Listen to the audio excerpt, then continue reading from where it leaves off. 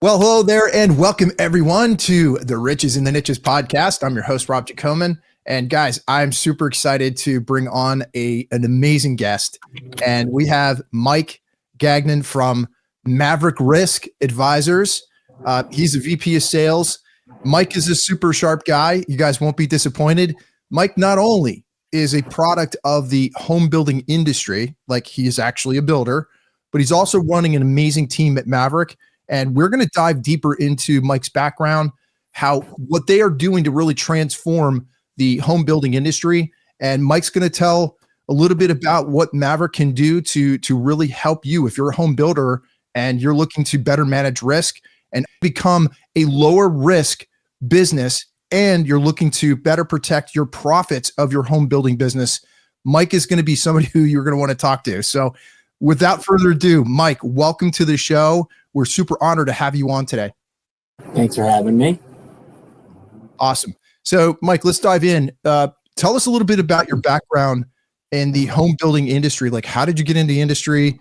Obviously, you're a product of the product. Like, I'm sure if guys are watching and listening right now, they're home builders and they've got challenges and problems. Like, how did you do this? So it started off kind of by happenstance. I owned the insurance agency before I came to Maverick for 14 years before I sold it. And, as profits started rolling in, as the business was succeeding, I had a friend who became my business partner who was building homes, but he had a little bit more trouble generating the revenue to use to build the houses. So when banks were a little dry on giving the money, he came to me and said, "Hey, you have more money than I do. Let's partner up so we don't need the bank. And let's started with one house with the profits from my business, then one rolled into two, then two rolled into three. And then I want to say we're probably 50, 60 houses deep right now, averaging, 8 to 10 a year, depending on the year or what's available for land. Because obviously that's kind of been a little bit of a challenge, is just trying to find land to actually build houses in a good area right now. Yeah. Well, what's interesting is the angle that I wanted to take with you today is, and I know we talked about this beforehand, it's what every home builder wishes their risk management and insurance broker understood. Now, as a home builder and being in the industry for as long as you have, like owning an actual insurance agency, what's the answer to that question?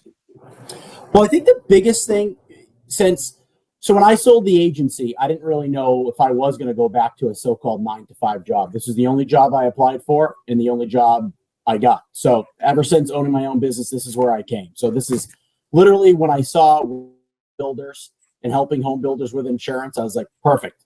This is for me. I think the biggest thing that I hear from every home builder or every client we talk to is when they call their insurance agent, they never can get an answer to their question because that agent doesn't know the answer to the question. It's obvious. So they have to then send an email up the chain. They have to go to the carrier, wait for that 48-hour response time, if they even get it that quick, because everyone's understaffed.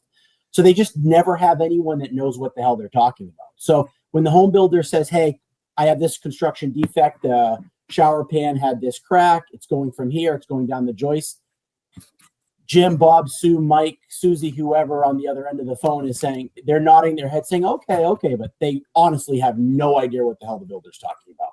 So then they're taking that information, which generally they're telephoning it back, and it's not even the right information to find out what it is. So that's the biggest thing. They just don't ever deal with anyone that knows exactly what they do. They're dealing with a generalist, like say a agency that does the flower shop. They'll do the tire guy. They'll do the renter's insurance for your teenager that got their first apartment. They'll do the car insurance. They just don't have a specialty. They just don't know. Yeah. So you're actually making my entire point of why I do this show in the first place. And that is, we're sitting here, one builder speaking to another builder, if they're listening or watching right now, and that is becoming an industry niche specialist and doing something world-class and doing that one thing really well is really what Maverick is all about. So share a little bit about how that became like the sole focus of everything you guys do, because you truly understand the problems, the challenges, the needs, the aspirational goals of a builder. Yeah, I think what really differentiated Maverick in this space is we were a 1-2-10 home warranty company like some of our competition, right? That's what we did. more of a commodity. They need it. They're going to buy it. Whatever the price might be, they're buying from who they trust. The insurance was a really big deal for the average home builder where they wanted someone to talk to, a one-stop shop. So when I came on board, that was the whole objective. Build our sales organization to be a really good insurance department that only does home builders and contractors. That's all we do. We don't do anything else. If you refer your friend to me that bought the home and they need homeowners insurance, I can't help them. That's just not what we do. I only help the home builder. And I think where that really made a big difference is half the conversation, like yesterday, I was talking to a home builder, big home builder in Texas. They probably do 15, 20, 30 homes a year on a depending on the year. But half the conversation was about our product and having a conversation. The other half of the conversation was just shooting the shit about home building and what's going on in different markets.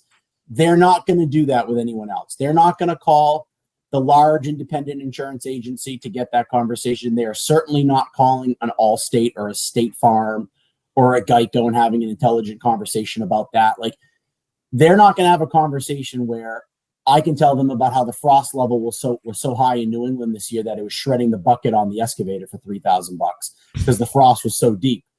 They're just not going to have those conversations. So half the conversation is shooting the shit about what we all do. Half the conversation is shooting the shit about our actual product. But I'm not selling anything. My sales process is very different. I make it very clear. I don't follow up with you after. I don't hound you. I don't send you 30 emails to do business with us. We have a great product. Every time you call, I pick up the phone. If I'm on the other line, you get a call right back. Every email gets answered same day. Even if I have to wait to get something back to you, you're acknowledged. And that's just what we do that's different. You always get a response. And we have a really large home builder franchise organization that we do a lot of their are in that organization. And one pretty nice comment they said is, I was speaking at the engagement and going over a bunch of stuff with all these builders. And one guy raised his hand and said, if Mike doesn't call you back that same day, unless it's 5 o'clock, he's dead. He's dead. And you got to call Maverick because he's dead and we don't know where he is. He always gets back. And that's all everyone wants. They just want to be acknowledged because their premiums are not small. These are not $500 policies. These are expensive policies from 10, 15, 20, 30 grand, sometimes lower. They just want an acknowledgement that you're working with them, you're working for them, and you know what the hell they're doing. So that actually is a really great segue into the question of what does Maverick provide? So the way I look at it is, and I know you, Mike, I look at it as like you have this fortress around you, around your business, and you're really putting up that protection around preserving and protecting the profits of a builder. Yeah. So talk a little bit about some of the products, because maybe people don't know what, maybe they think Maverick just sells a GL policy or warranties. Yeah. Share with us what types of products does Maverick offer to the builder to really fortify that protection? So we started using that term, protecting your profits. Actually, I started talking about that about a year ago with some of our builders, because let's say an average home, they make $100,000 a home. They do 5, 6, 7, 10 a year. Let's say they make 500 grand in profit. All our products are designed to make sure you keep that $500,000 in your profit and that you don't get sued. That profit is just what it's called, profit, after all expenses, insurance, labor, warranty, everything. So we give you the 1, 2, 10 warranty, which is very inexpensive. After year one, after you do all your builder promises where your nail pops, drywall cracks, or everything, we cover everything. And we cover foundation and everything from year one. So you don't have to worry if anything fails on that house, that's structural or whatnot, that the warranty covers, you don't have to come out of pocket. Your profit is protected. Our general liability, we make sure we give you an A+ rated carrier, an A+ rated product that doesn't have the exclusions of the average policy that a lot of these people are getting, that once I point out, they're like, what the hell was I paying for? That your profit is protected. So 3 years down the line, if Mr. Smith calls you and says, I'm suing you, all my pipes burst, you have insurance to protect you for the construction defect or whatnot, to protect you, so you don't have to go into that $100,000 per house that you made money on 3 years ago and dip back in to pay back. You can plan for that money to put it in your 401k, retirement, buy a house, buy a vacation house, pay for your kids' college, and not have to worry about what do I do with that money. We are protecting your profits. That's what we do. Love it. Love it. So from your perspective, Mike, as a builder, because this is really important, as a builder, what are the biggest financial blind spots that can absolutely wreck a project's profitability? So the biggest one that builders don't realize, especially in states that don't require insurance, is certificates of insurance naming you additional insured. That from day one has to be something. If you use a sub that doesn't have insurance, you are truly opening yourself up for a lawsuit. And that's where the majority of claims come from. You got to make sure you're protecting. If that means you got to pay a little bit more for a sub that's properly insured, you just have to do that and build that into your business plan, because that's where you'll get sued year 2, 3, 4, 10 years down the line after that statute, before the statute of repose happens, where that's where you're going to get nailed. Second thing is subcontractor agreements. Most builders don't realize that in all these subs contracts, there's blurbs that literally say, this is only valid if you're bound by an agreement or a subcontractor agreement to your builder. You don't have that written subcontractor agreement, their insurance can say, yeah, we named you additional insured, but you don't have the agreement. It's null and void. You got to have that. And the second thing is a big one, CG 2294. 85 to 90% of all these policies, including some big name carriers that a lot of people think are the name in the game because of how their title reads, that is a big deal. You don't want to have that on your policy. You're better off having a company paying a tad more and often less to have that coverage, so you're not excluding all the work done by your subs. 99.9% of all home builders hire subs to do all the work. If you have that exclusion, your policy is basically a slip and fall policy. It's useless. Wow. So that, and I don't think that's a lot of when I used to work with general contractors, you know, that when I dive deeper into their business, all that stuff and how they manage it was a mess. So talk a little bit about like, what can Maverick do to help kind of organize and clean up that mess, that if a builder doesn't have all their things in order, what do you guys do to consult with them on making sure that they have all those things buttoned up? So our process is simple. We are not salespeople. I am not a salesperson. I am not begging someone to do business. I'm not hounding you. I'm not tracking you down. If you send me an email saying, hey, I heard you're the guy to talk to, I want to talk to you, my response is, sounds great. Can't wait to talk. What's your availability this week? If you don't ever email me back, I am not hounding you. Our approach is very different. We just go through everything you have. I ask for copies of what you have. First thing I'm going to do is look at the policies you have. You could have a really great system and a really great policy at a really great price. And if that's the case, I'll be the first one that tells you, this is fantastic. I wouldn't change a thing. Or here's what you're missing. And if you just need a subcontractor agreement and you don't want to switch to us, I'll give you that. I'll take care of you because you'll refer me down the line or you'll come back. If you don't have a great product and you don't have a great system, we're just going to go through the whole gambit of what you should do to protect yourself. Here's why. Here's how to do it. Generally 3 simple steps to solve all this. I'll lay out the groundwork for you. I'll give you the how to get a subcontractor agreement. I'll actually give you a copy of a proven one for the carriers that is ready to go. We'll go over the right carrier to make sure you're covered the right way. And then we'll go over what it's going to cost and everything else, lay out the road work again. And if you want to move forward, we're happy to do it. We can literally have you taken care of within 2 business days. And it's only 2 business days on the insurance side because we have to get the quote back from the carrier. Warranty, we can have you done within a day, signed up, ready to go, protection given, contracts, verbiage, everything. So you don't have to worry going down the line. Wow.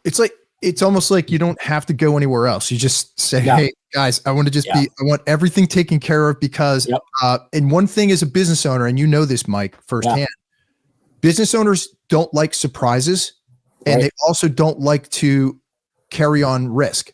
You know, a lower risk business is a more valuable business. So is that kind of how you guys look at each home builder? It's like, if we can help you become lower risk, not only are we focused on protecting your profits, but we're actually helping you become a better business, like a better run business. Totally. If you don't have all the proper safeguards in place with certificates, and lawsuits are happening left and right, and you're getting claims all over the place, you're going to go out of business, because what's going to happen is your $20,000 insurance for a big home builder is going to become $120,000, or you're not going to get insurance, and then you're out of business.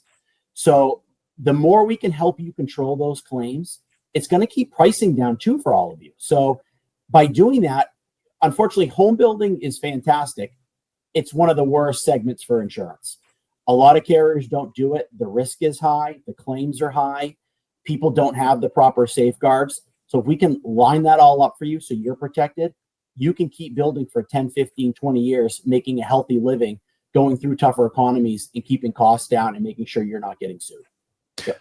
It's great. Mike, one of the things I don't think builders truly understand is when you're working with a specialist, and this is how I was in the fire protection contractor industry, is when you align yourself as an agency with the top carriers, MGAs, the ones that have access to these specialty products that are unique and specific to the industry that you are serving. That's a strategic advantage. That's an advantage for a business, is to work with a specialist who has access to all those unique custom tailored products. Talk a little bit about that if you don't mind, Mike, and why is that an advantage for a builder to work with a specialist who has access to these custom tailored products that's like basically a perfect fit for their business? Yeah, I mean, we have clout. I mean, we give so much business to certain carriers that we know are A+ rated, have great claims history of paying, great products, a lot less exclusions, the proper safeguards in place, proper loss ratios. I'm basically, for one of our carriers, I'm basically a field underwriter. It comes to me first. I look it over, and it only goes down if you're a proper fit. Then we're their only insurance company they do business with this product. It's their home builder specialty product. We are the only ones that have it.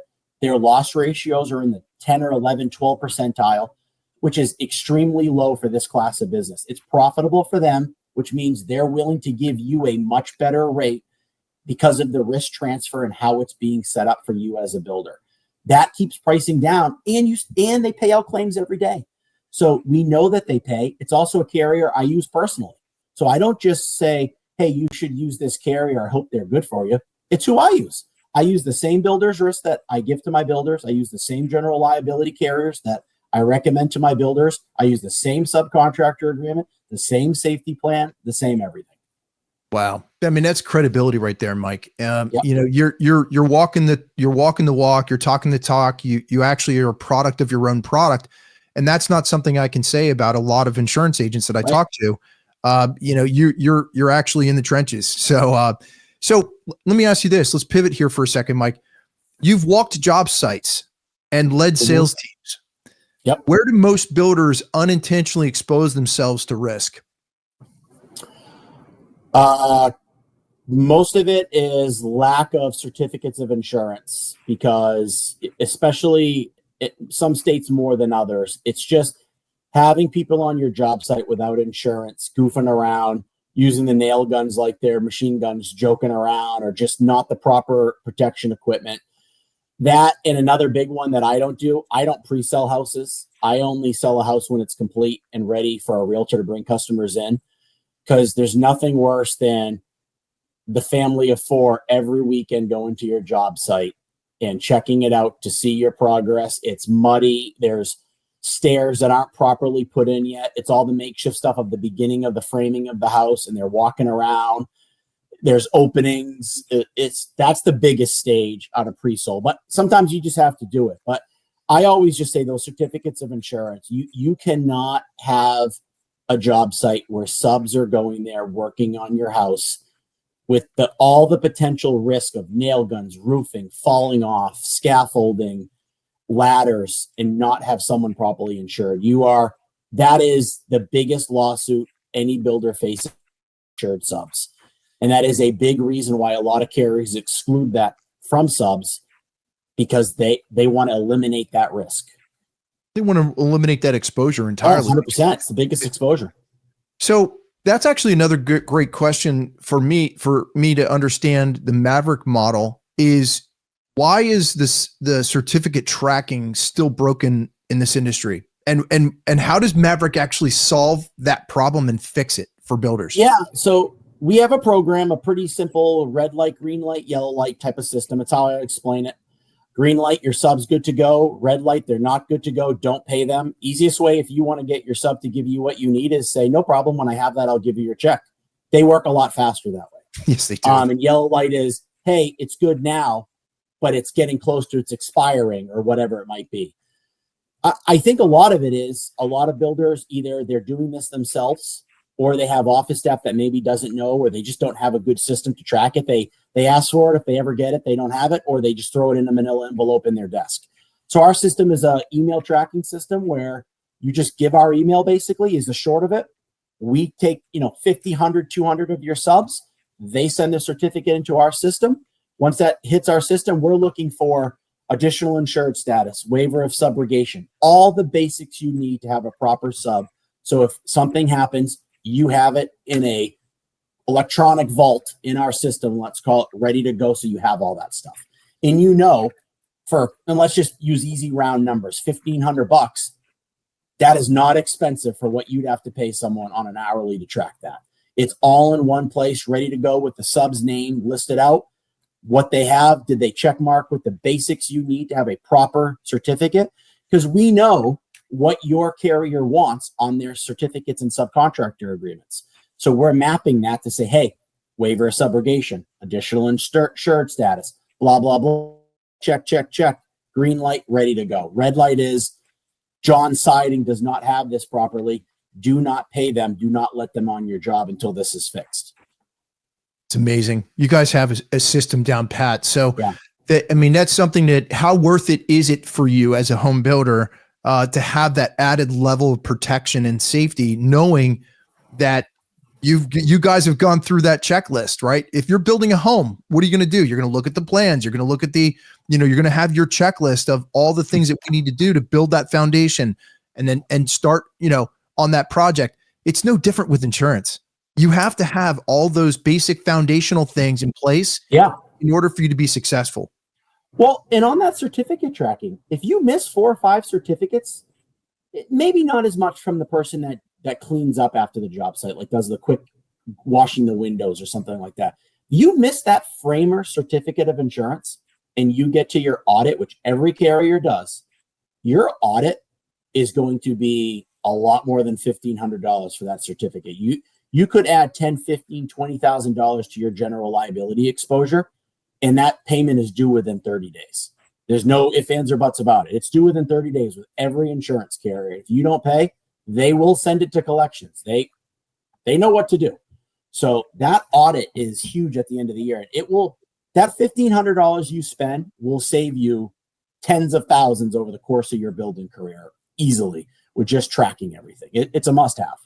Let me stop you there for a second, Mike, because this is something that I don't want to make any assumptions that any builder that's watching or listening right now truly understands what you just meant with that audit. Because what you're talking about is if you don't have all these things in place, the carrier has the right to come back to you and say, hey, these guys did not have the proper coverages, and you as a builder have to pick up that exposure. Can you explain it in layman's terms, like the simplest way possible, what that means to a builder and why it's a problem on the audit side when a carrier comes in and says, hey, you're now on the hook for this? What does that mean, Mike? Because let's put it in really simple terms. So if you have 50 subs at the time of audit, you built 5 homes, they're going to ask for your annual sales, some carriers, or they're going to ask for all your subcontracted costs, labor and materials. Either way, you give them those financials. The second thing you have to give is certificates to all the subs and what you paid them in order to get to that number, right? So if you have 20 subs that worked on 123 Main Street, and 123 Main Street, out of those 20 subs, you have 10 certificates, automatically they're going to say, okay, you're missing framer, roofer, HVAC guy or girl, whoever it might be, and you paid them $150,000 for each class code. They're going to go on your policy and say, hey, you didn't pass this risk on. We now have the risk. We're adding them as an uninsured sub to your policy. And if it's the framer or the roofer, it's like the highest, most expensive class code at like $50 per 1,000 of whatever you pay. It's going to get extremely expensive.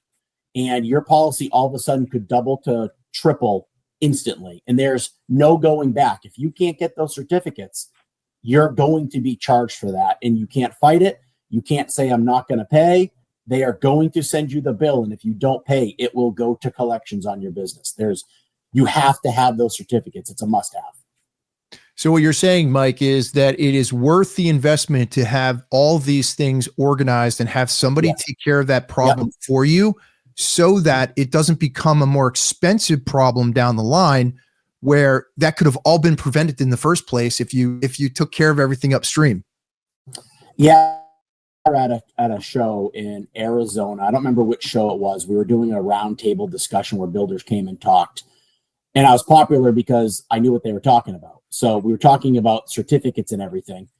This builder was a high-end builder. They lot of revenue coming in, like $20-30 million a year plus builder. Their office person didn't realize what these certificates were and threw them all away.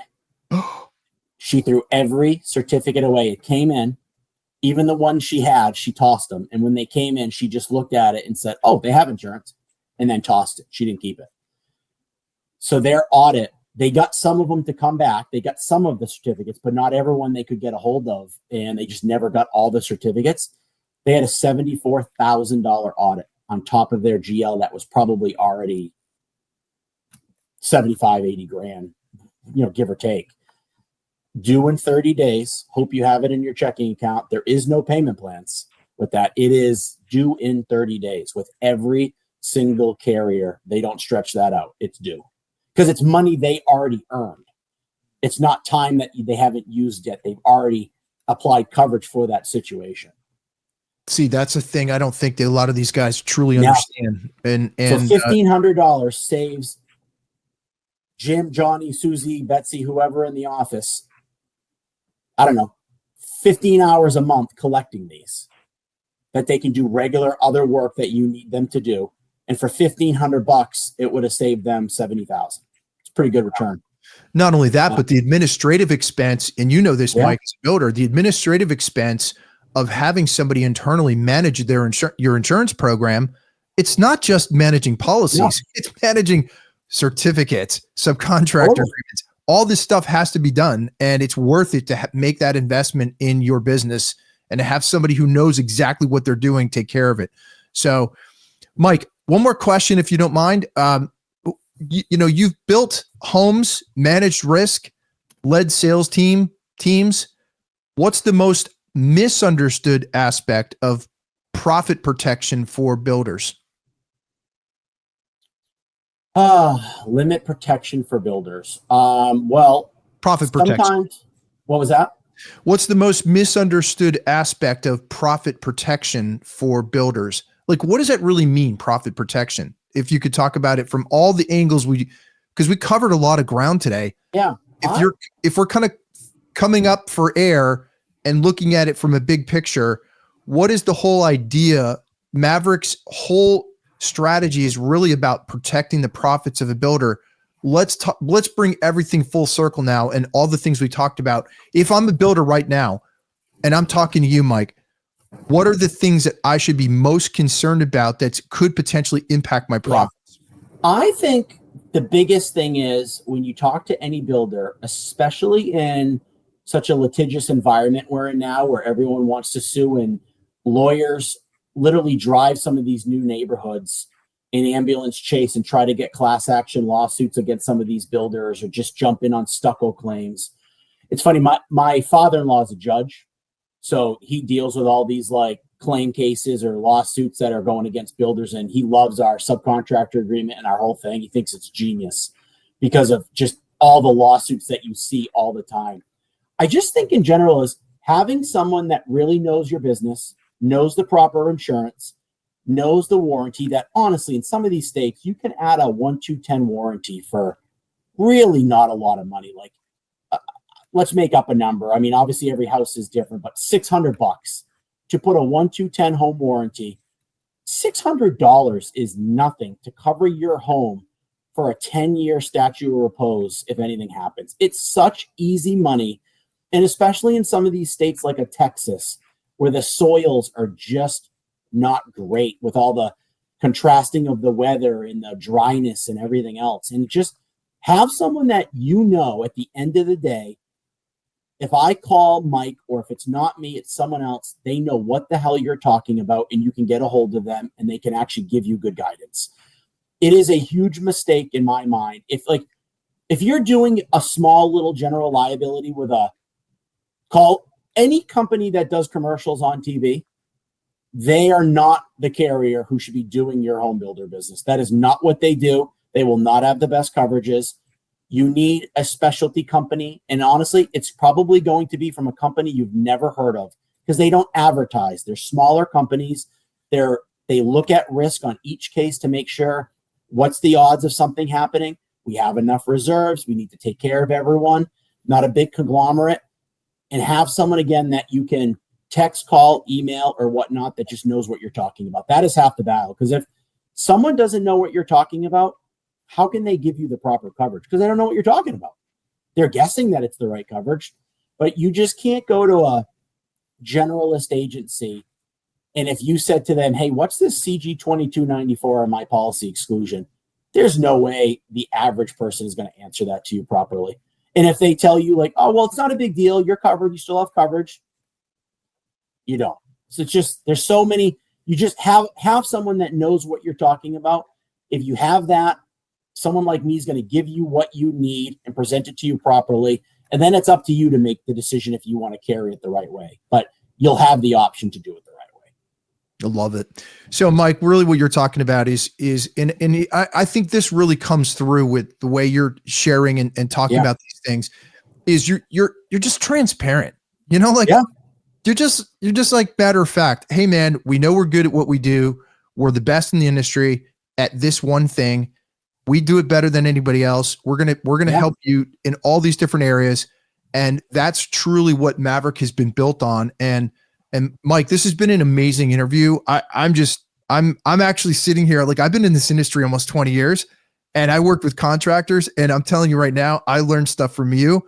And if that's the case, man, you guys are on the right track here. And by the way, you have an amazing team. Like the kind of team and the culture that you guys are building there at Maverick is unlike any agency I've seen in a long, long time. And that's truly a testament to you and your leadership. So gosh, keep up the great work, Mike. How can people get in touch with you? If a builder's listening or watching right now, what's the best place to or way to reach you, Mike? And I'll definitely put it in the show notes so everyone has your contact info. But what's the best way to reach you? Yeah, I mean, you can always email me at mgagnon@maverickbuilders.com. Honestly, most people call me. I get so many text messages. I mean, I work off a cell phone. I don't have an office phone. I'm in the Northeast, so sometimes I'm different time zones than some builders. And what's really cool about my job and the customers I work with, there might be a time where I'm at soccer practice, but I'll text you back. And I'll say, hey, give me 40 minutes, and I'll always call you back. So call my cell phone, 603-340-2161. And if anything, if you don't do business with us, you'll learn something from the conversation. And even if you didn't want to take what I offered you and you still really trust the person you're with, I still bet you I'll help you or give you something that'll work for you. Love it. Mike, what I appreciate the most about what you just shared right there is, we're in the advent of AI and technology and everybody like digital everything. You're like an old school guy. You're like, that's like, you really got me there, because I grew up in that era where we didn't have cell phones. Remember those really big, like those really monsters, the bag phone, the ones that it was like the bat phone that was in the car, and like you had a cord and you'd pick it up. Like you got 10 minutes a month. Right. Yeah. I'm dating myself right now, but it's amazing that people really appreciate more than anything else, because you're a relationship guy. Like, you're a relationship builder guy first. And that's what I really appreciate about what you do. So Mike, thank you so much. And on that, I'm happy to do emails, but honestly, there's so much stuff to talk about to discuss with someone about a policy. I cannot put it in an email in layman's terms. Sometimes it's just better to get on the phone and just shoot the shit in a conversation, go through it, see what you want, see what I can recommend, and go over wants and needs and just really have a one-on-one conversation. I'd rather talk to someone on the phone all day, every day than back and forth email. We can get so much done just having a real conversation and getting to know each other. And honestly, that's how I get to determine if I want to do business with you. And you get to determine if you want to do business with me. You want to do business with people that you like and that are kind to you. You treat them well.